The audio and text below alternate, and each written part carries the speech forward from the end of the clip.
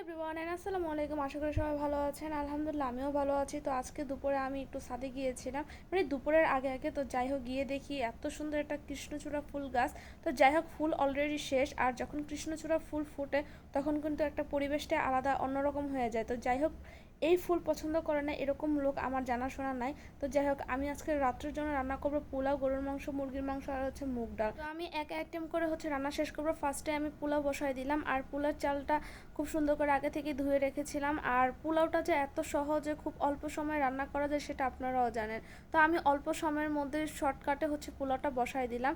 তো এদিক দিয়ে হালকা একটু গুঁড়া দুধও দিয়ে দিলাম, আর গুঁড়া দুধের বদলে লিকুইড দুধও দেওয়া যায়, বাট আমার হাতের সামনে ছিল গুঁড়ো দুধ, আমি গুঁড়ো দুধটাই দিয়ে দিয়েছি। আর একটু হালকা নাড়াচাড়া করে পরে পরিমাণ মতো পানি দিয়ে দিব।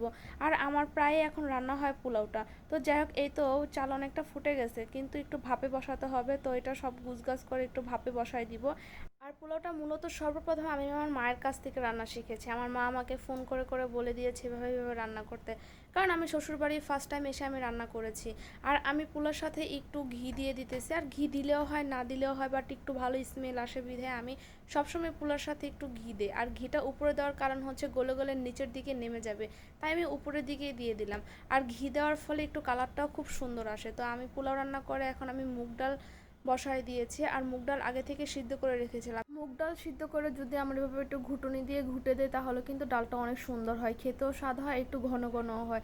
তো আমার ডাল রান্না করাও শেষ, এখন আমি মুরগির মাংস বসাই দিলাম। এই মুরগির মাংসটা আমি আগে থেকে ধুয়ে কেটে রেখে দিয়েছিলাম সুন্দর করে। মাংস রান্না করতে যা যা লাগে মূলত আমি সব কিছু দিয়েছি, হলুদের গুঁড়ো, মরিচের গুঁড়ো, লবণ, সব কিছু দিয়ে মশলাটাকে ভালোভাবে কষিয়ে নিয়েছি। আর কষানোর পরে কিন্তু আবার আমি মুরগির মাংসটাকে দিয়ে ভালোভাবে কষাচ্ছি, কারণ ভালোভাবে কষালে কিন্তু তেমন কোনো গন্ধ হয় না, আর হচ্ছে খুব সুন্দর একটা স্মেল আসে, প্লাস কালারটাও অনেক সুন্দর হয়। মাংসটা কষাতে কষাতে সিদ্ধ হয়ে যায়, কারণ ভাজার কোনো প্রয়োজন হয় না। তো আমি সবসময় বরাবর মতো এভাবে রান্না করি। তো আমার কষানোর পরে আমি পানি দিয়েছি পরিমাণ মতো। আর একটু ঝোল ঝোল করে রান্না করব না, একটু ভুনা ভুনা টাইপের রান্না করব। তো আমার মাংস রান্না শেষ অলরেডি। তো আমি গরুর মাংসটা সেম একইভাবে বসিয়ে দিয়েছি, এটাকেও সুন্দর করে কষিয়ে নিয়েছিলাম আমি।